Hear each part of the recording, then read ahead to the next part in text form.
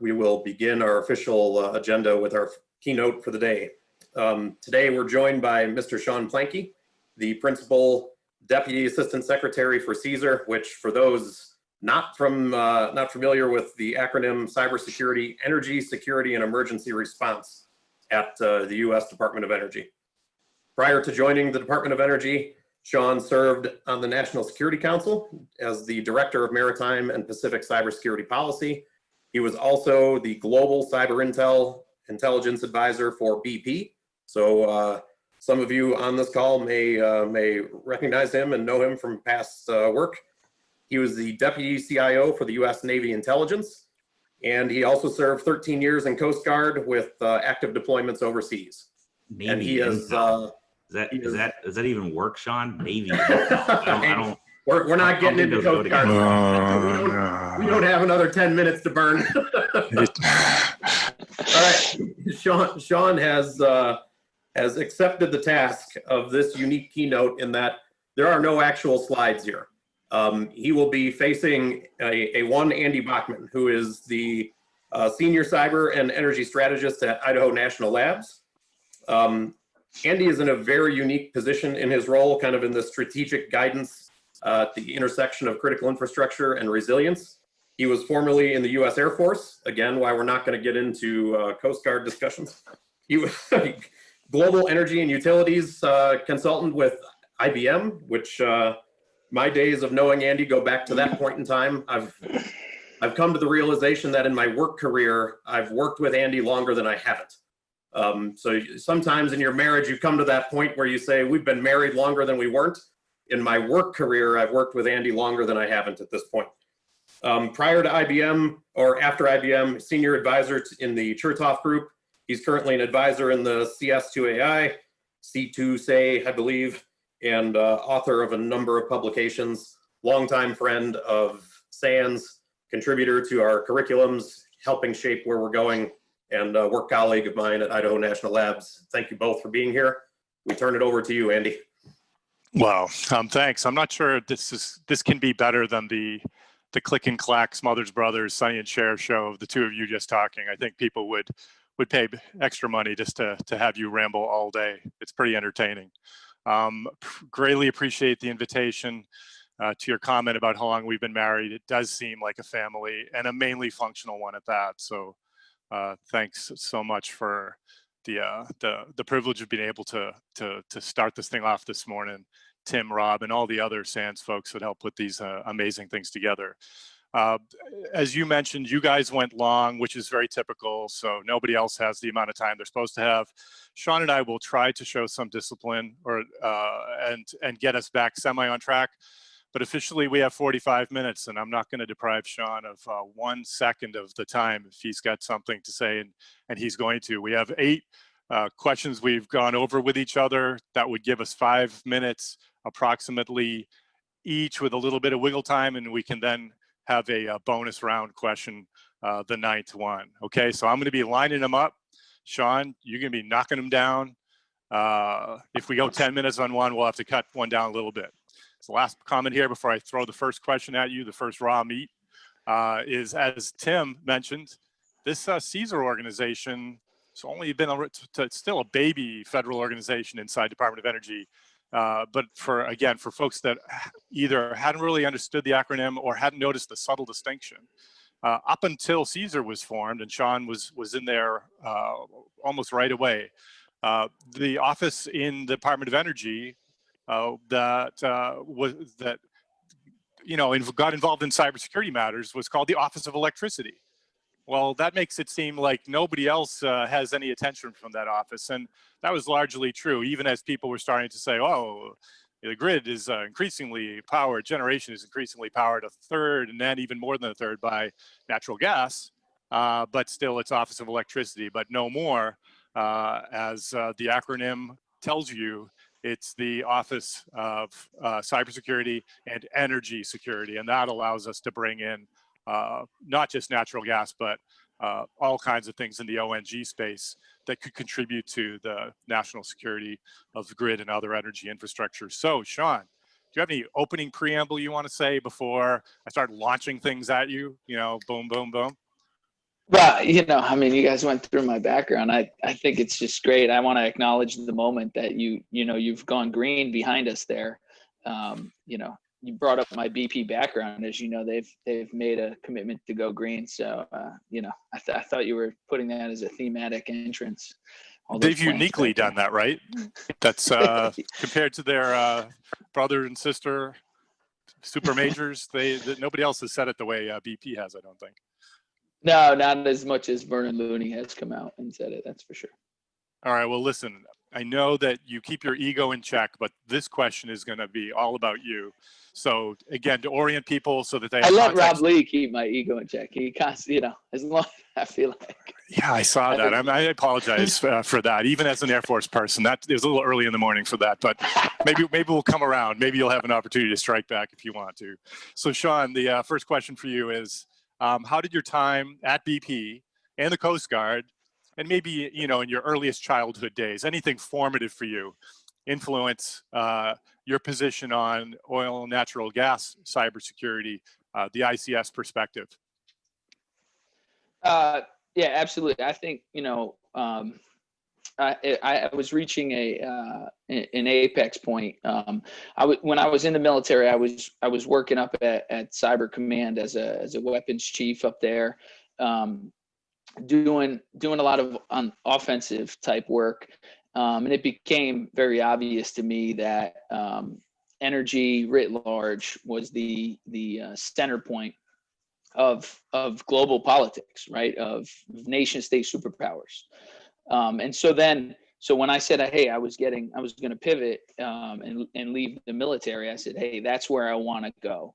The interesting thing is when I went to BP, I started to actually learn how diversified the energy space is, how much it's interconnected and woven together between the energy markets of the world. And that, cyber plays a bigger role in that grand game geopolitical strategy, right? Nation state actors don't use cyber for singular effects. They're doing it on a bigger grand game strategy. So that opened my aperture of saying, well, certain targets and by targets, I mean targets that adversaries are looking at in the U.S. space might not be readily apparent to the owner operator, right? So we were looking at it in the BP world of saying, well, if this happened on a singular, let's say a wastewater treatment site in the middle of Indiana, maybe there's a bigger picture on why this is happening. So that really grew up, being on such a global, super major. It really opened my eyes on the grand game of cyber and cybersecurity and how it plays.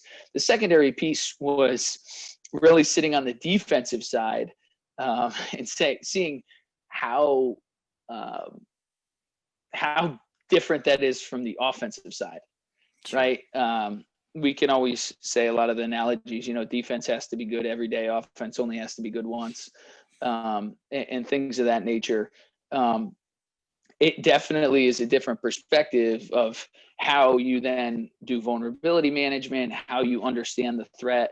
And it really became clear to me that we as the federal government weren't doing, now as federal government, but that we weren't doing a good job in providing an understanding of what the threat looks like.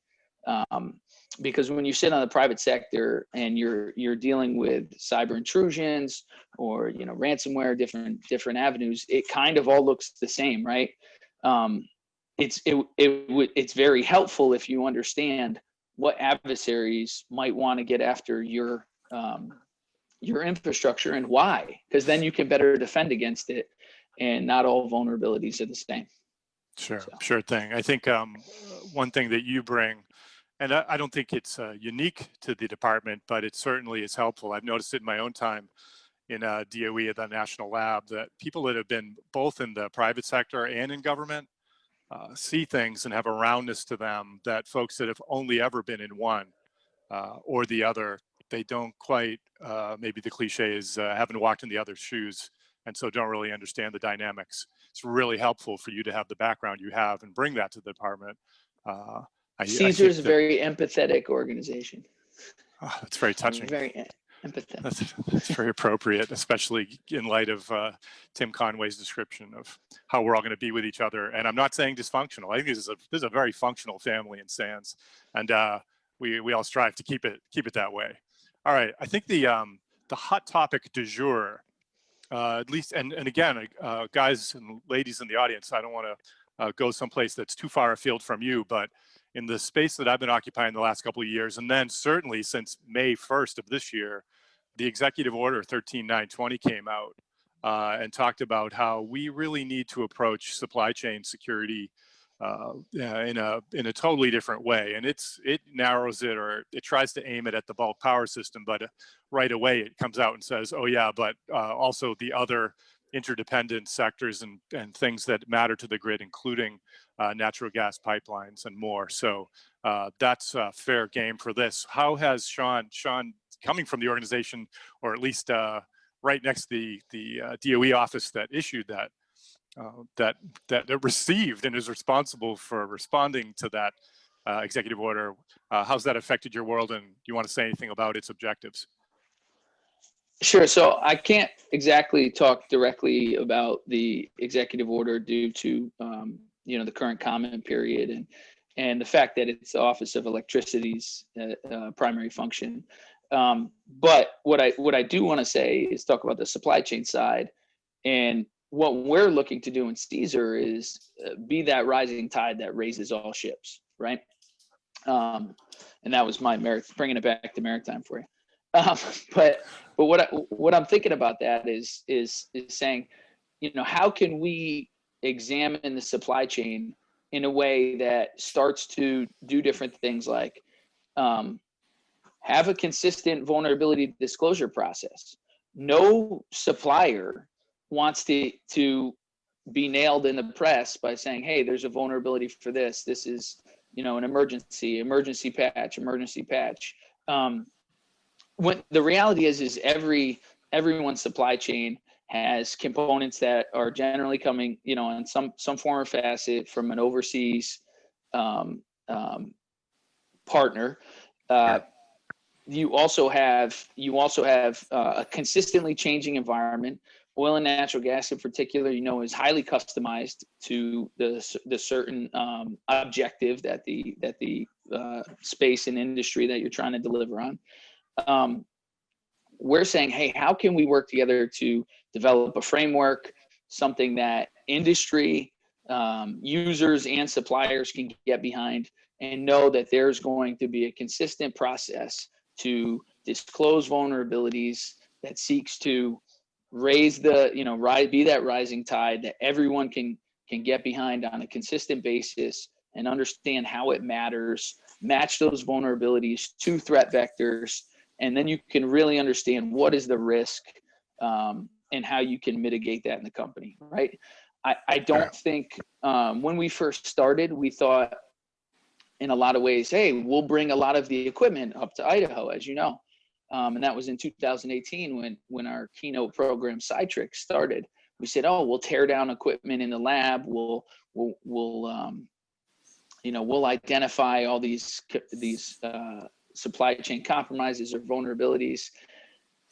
And it turned out that we found out quickly, like, that's not scalable, right? And the speed of the market is going to move far faster than we can, even with a strong national lab such as Idaho. So we said, hey, how can we maybe make a couple partnerships? As you know, we announced our partnership with Schneider last week, and we said, how can we make some key partnerships with key suppliers, and then help them from our perspective and threat characterization, understand how they can build a supply chain framework that assures both the private sector and the government critical infrastructure teams that we're moving together to reduce risk. So that's really what we're trying to do there, and that's when you see us comment back, as you saw us comment back on FERC. a few weeks ago, about a month ago at this point. We're basically saying supply chain cybersecurity should be a part of your process, your investment process, your capital expenditures, and thinking about how do we value capital expense. We should include cybersecurity in that. We're also crafting guidance that says, what does that good look like, right? Outside of the vulnerability disclosure process and where we're working there, but what just in general, when you're thinking about doing a cybersecurity acquisition, or you're thinking about a major supply chain acquisition, what should you be looking for? We've never really said that before. And the goal is not to be prescriptive in the sense that the last thing everybody wants is, regulators come down and say, hey, this is the box that you need, right? Because guess what the adversary does? Okay, there's the hole in that box. Boom, I'm going to exploit it, right? We want to say, this is the general concept of what good looks like. Let's let market forces drive excellence, and make sure everybody's starting on the same page. Sure, so that's sure. what we're seeking to do with this guidance. And this guidance is not going to be solely written by the government either. We need the feedback of the community to say what's realistic, right? And that way we're not being regulatory in nature, and we have something that everybody can get behind. So that's a really good and rounded out answer. Yeah, it's hard. You mentioned regulation and the fact that nobody wants more, really, on either side of the table, the regulators or T's.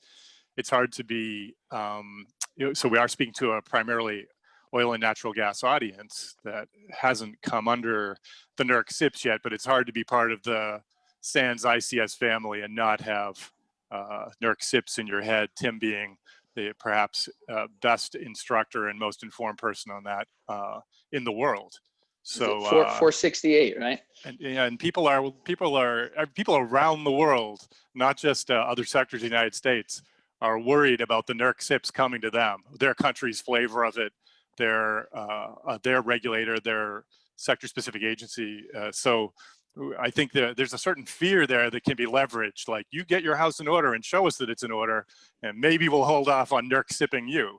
And so that just creates animosity, because I mean, I spent some time in oil and natural gas, right? But I mean, if you look at it, I'm still considered a baby in oil and natural gas, right? And most of the government has spent zero time in oil and natural gas, right? So, I mean, I remember when I was in industry, we were talking about people that had been in 10 years, 20 years, and they're like, oh, they're still new here, right? Because you had a large group of ICS players that had been in there 20 to 40 years.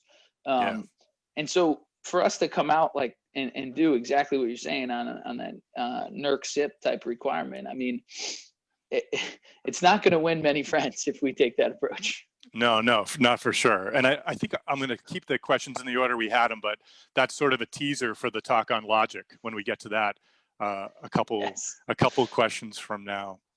My only experience with this, back to like being a baby and having security come in any formalized way, back to Houston, where some of the audience and some of the SANS folks are, and where we all would have been in another dimension. I was invited to speak back when the first time I was meeting Tim Conway, I think, in the beginning of our marriage, at CESER Week, which is run by Daniel Yergin, who's the guru and the guy who sees the future for oil and natural gas and the super majors and all. And I talked on cybersecurity, and it seemed like I was, again, my memory may be scrambled, but it seemed like, what are you talking about? What, I don't understand. How do we make money with that? And so things have evolved, as we've all said. You heard perhaps you heard what Rob Lee said in the beginning, that it is now bubbled up to be at or near the very top of requirements in any new type of activity in this sector.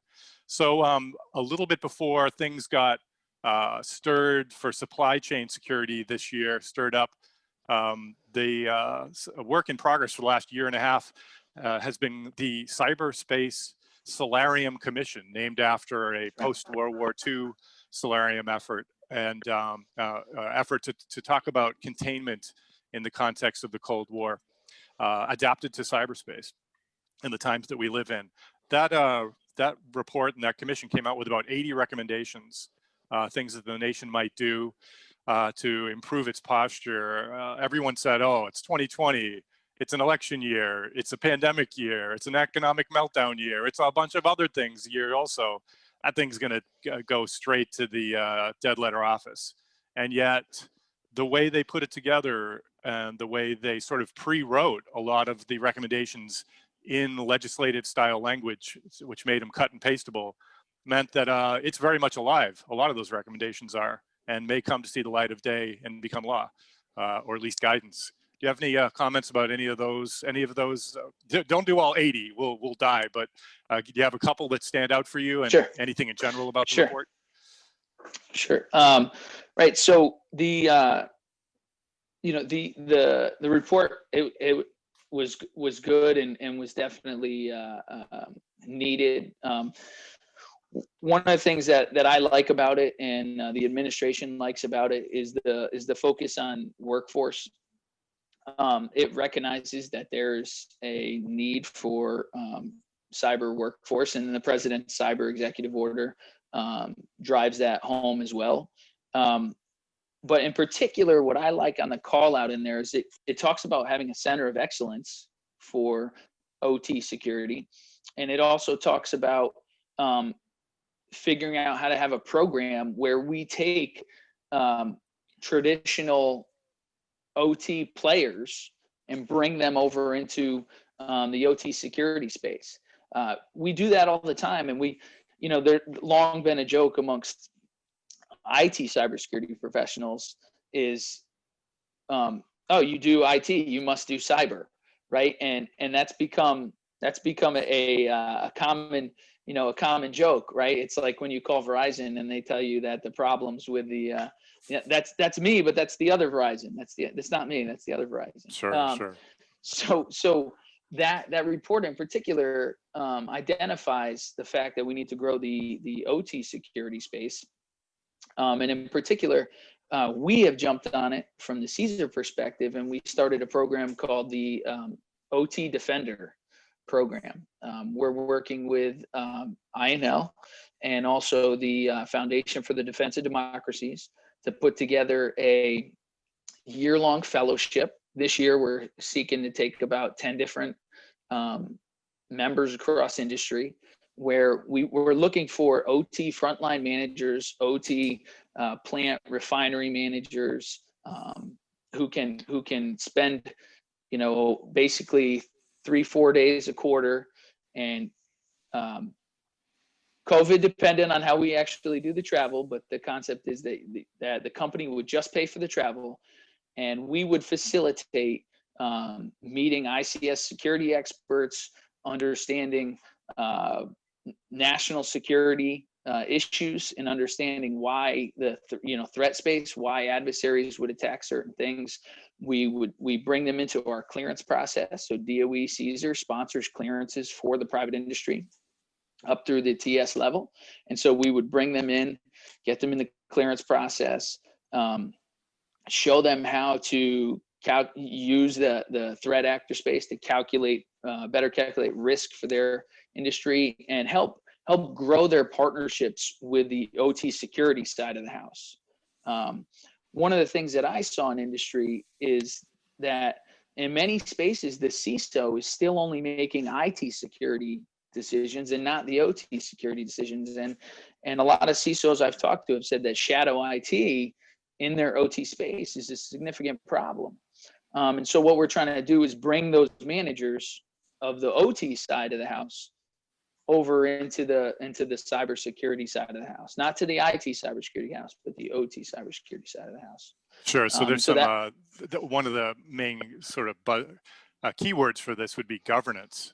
And we're talking about how an organization is structured, and to what extent there's any centralized top-down view of not just IT but OT security too. For those of you who are early career OT security, OT defenders, cyber people, Sean is saying something pretty cool here that I've never really seen anything like this. And we're always looking to get executive buy-in.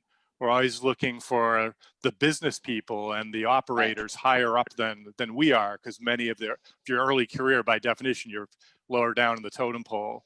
And a lot of things that we want to do, or things that we see need to be done because there's grievous errors, grievous holes in our security posture.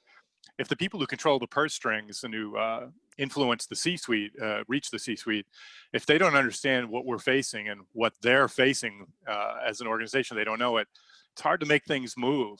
And this program, the two primary catalysts were Sean himself here and a lady named Samantha Ravitch at FDD, the think tank in DC, with a little bit of input from my colleagues in Idaho. This really has a chance to, if it can get legs, to really change the minds of people right in the middle of a company who could then turn their efforts. They're not going to become cybersecurity experts. That's not the purpose of this. It's to educate them, to open their eyes. And now when they go back into the trenches in their companies, they're going to be a lot more amenable to making positive things happening, both for the OT security defenders, as well as for their colleagues that don't have security in their title at all, to make them more, I guess, empathetic, more aware of what's going on, to help those folks out who need their help. Really so I feel like I'm doing the YouTube video. Click the link. It's inl.gov/OT defender. inl.gov/OT defender. If somebody can put that in the chat, that'd be great. And just like your YouTube, subscribe below. That's all right. That's all right. You seem very natural in this environment. We've both been here for a little while now, a little longer than we wish we had, and it's not over yet. Okay, so we're almost to LOGIIC, the LOGIIC program, which we'll say what that is for you guys. But almost back to the beginning.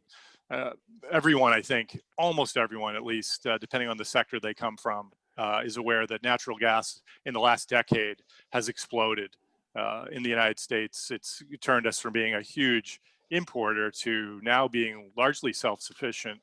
And in where I was before I moved to scenic Milwaukee, the so-called San Diego of the upper Midwest, where, by the way, it's so cold out already that I had to bring the plants in, hence the plant there so it doesn't die off the balcony. It's just become so much more important. And yet a couple years ago, I had to do testimony for the Senate ENR, and to my right, a fellow person testifying was the head of one of the natural gas associations. And the senators were pressing this gentleman, I'm not naming him. So tell us about cybersecurity. We understand you are a bigger part of the grid now, and there's no NERC SIPs for you. Tell us what you're doing. And I don't know if this gesture will work in this format, but it was a little bit like Obi-Wan Kenobi. There is no problem. There's no problem in oil and natural gas. Everything is fine. Move to the next test. Move to the next question, please. And that didn't work. You could see that he did not mesmerize them. And so there's now more scrutiny on oil and natural gas than there was at that time. Anything from your point of view, given that, Sean, for ramifications for grid security and resilience that we need to be thinking about, that you'd want people to think about? Yeah, absolutely. The energy distribution in the United States has changed. There's a couple different factors there. It crosses across multiple SSAs, and that's important to know, right? I say sector-specific agencies, right?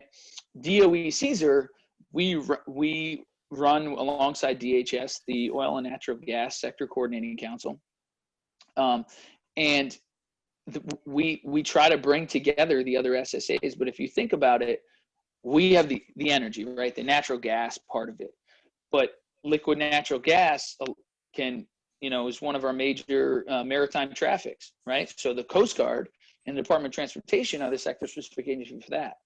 The pipeline that it flows on, the sector-specific agency for that is TSA.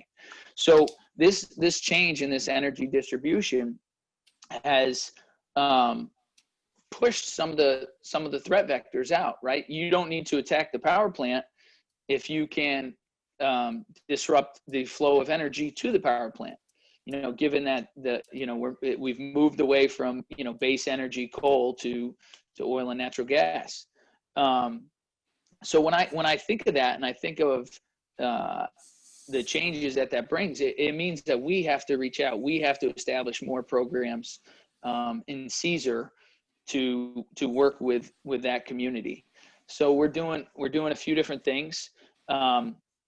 One is I'll give you two right off the bat. One is LOGIIC. We've worked with DHS and the members of LOGIIC to join the consortium for oil and natural gas and bring some of our R&D expertise. CESER has about $95 million a year in R&D that it does for the energy community. So let's bring that energy access to the national labs and bring that program into the oil and natural gas space. Sean, excuse me. Let me pause you for 1 second, just so that people playing along at home. LOGIIC is, and this is another thing where we can request that people post links if they want. But it's an acronym for a program that's been around, DHS funded for over a dozen years, and it stands for it's LOGIIC, linking the oil and gas industry to improve cybersecurity.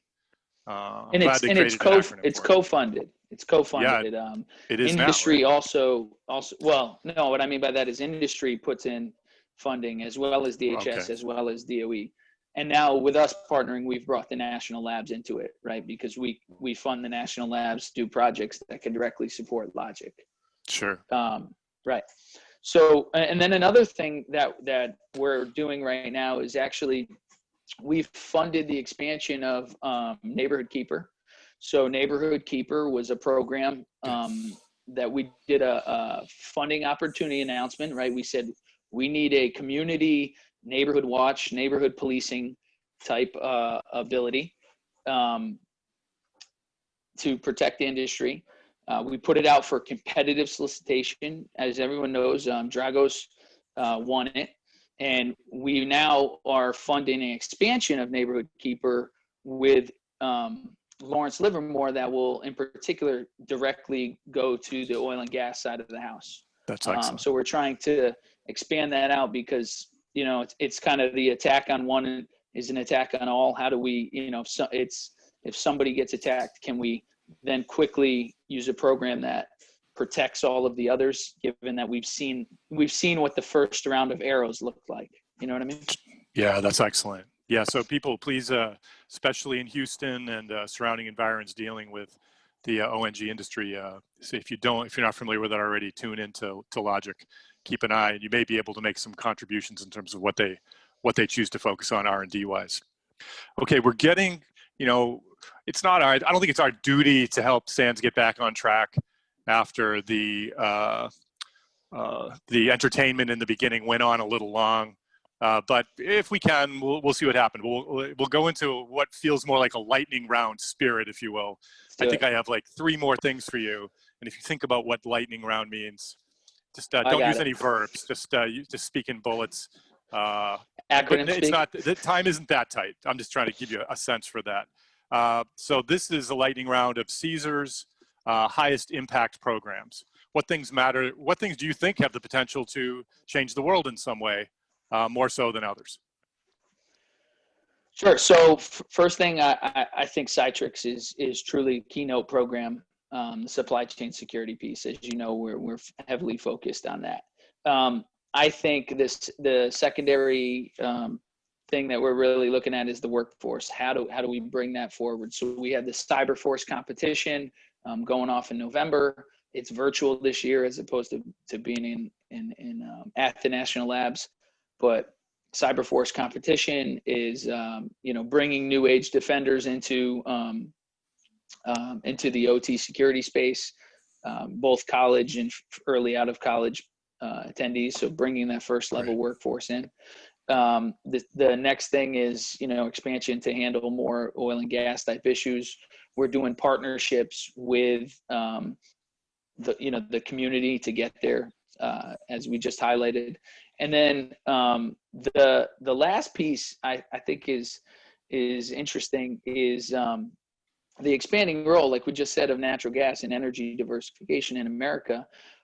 We're actually trying to extend our SSA responsibility, not to take over from other agencies, but rather bring to bear the expertise of the national lab community to solve those greater problems, right? So we are, you'll see an announcement from us maybe today or early next week that we're working with NIST to expand C2M2. What C2M2 is the cybersecurity maturity model. That's our risk compliance profile modeling that we've worked with industry. It's been around since 2012. Many oil and gas players use C2M2 in their compliance, internal compliance, not government compliance framework.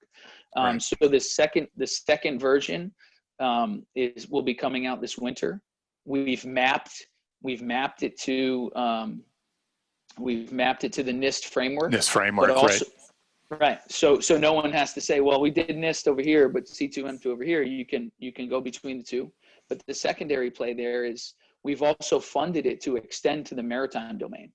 So if you're a major oil and gas player that has a refinery on the water, or you have oil tankers, or you have liquid natural gas carriers, you can extend your C2M2 framework out to that community. You don't have to do a different compliance framework for your internal controls, where we've extended that out to support that space. And then the last thing that I would say that we're looking at is the power markets, right? So we have the North American Energy Resiliency Model. We're expanding capacity to start a situational awareness floor in Colorado. And what we want to do there is look at the power markets and diversified pricing, which oil and natural gas is heavily affecting, and saying, where can we identify critical risk nodes there? Mm-hmm. And then how does that affect commodity market pricing? And so then we can say, well, if we know that, then we know our adversaries will be targeting these central points, right? We always think in the terms of cyber and creating a big boom, right? Explosions or take down a power plant. Well, our adversaries, when they think of grand game strategy, they're thinking, how do they increase their economic status? Or how do they decrease the United States economic status? Like if we specifically speak about China, China wants to increase their superpower status and decrease ours. So how can they force us to have regional or national issues in our power markets that then make us rely more on a different supply chain? Sure. Russia has the same issue, right? So one of the things to think about is, how does the Northeast get natural gas in the winter? Well, you would think, since we're an energy independent country, that we would just use natural gas and bring it all the way back up to the Northeast. Well, actually, in the winter, the demand is so high, we actually take liquid natural gas from Russia into the United States. So Russia is thinking about cybersecurity and saying, how can we create a bigger demand from the United States on Russia LNG? And how do we do that around the world, right? So that decreases the viability of US selling liquid natural gas to said country and increases the viability of Russia selling liquid natural gas to said country. I like this because it's not, it's this, you mentioning Russia and China in a context that doesn't involve massive blackouts and explosions in World War III. Right. This is a more subtle form of geopolitics and tweaking things that might be below the radar of lots of folks who are only thinking about the end of the world. That's right. I was good. just in the Middle East a couple months ago, and was getting asked questions about how would we be, where would that big boom, like you said, or Cyber 9/12 or whatever you want to call it, happen? And I said, it's not. I said, a country is gonna. It's like when your car and you hear that noise and you're like, is that the wheel bearing? Do I need my brakes done? You do your brakes, it doesn't fix it. And you're like, it must be the wheel bearing. You replace the wheel bearing. It's not that. It must be the CV joint. You replace that. Finally, you get to the transmission and you replace that, and you've just racked up cost after cost after cost. Maybe the cyber attack that you're experiencing is just throwing off your system enough to cause, you know, system failure of certain components earlier, right? Changing, you know, lubrication viscosities, things of that nature that just slowly burn out your equipment a little bit faster. Or you have undiagnosed issues that you then make CapEx expenditures to try to replace or fix the issues. And really, you're just getting death by 1,000 cuts. Yeah, death, or at least market impairment by 1,000 cuts. That's right. That's right. Because what does the market want? You're not who you used to be on the world stage. And the market wants the equilibrium. Right. Market wants resiliency and equilibrium. Well, that's interesting because, you know, I know I've heard Rob Lee talk about it. Other colleagues that I know that are part of this conversation, we talk about focusing on consequence in terms of risk management. And that's a way of prioritizing. Like you said, Citrix is a great new capability being stood up. But if you think about the scope of what you would really need to touch in those supply chain investigations, it dwarfs maybe what all of the labs could do if they put all their heads together. So we are trying to focus by consequence prioritization there. But this is really interesting. I think this focus on the markets, I'd like to hear more about it sometime.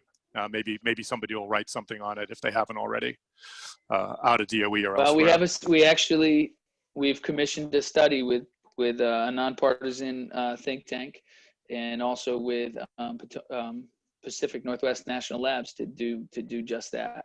That's excellent. So we will get that publicized very shortly. All right. All right, listen, this is the awesome, all that. This is the last bonus question. Bonus question makes it sound like it's like super provocative or intriguing, but it's really just another question. And then we got to get out of here to clear the floor for other people, some brilliant people coming. Yes, much smarter people. Part of this is crystal ball. That's good. Part of this is crystal ball. What do you see coming? And you don't have to be 100% positive about it, but what do you think is possible and likely? And then there was also a second flavor to it, which is, I know that you more so than your predecessors have really been active reaching out to other sectors.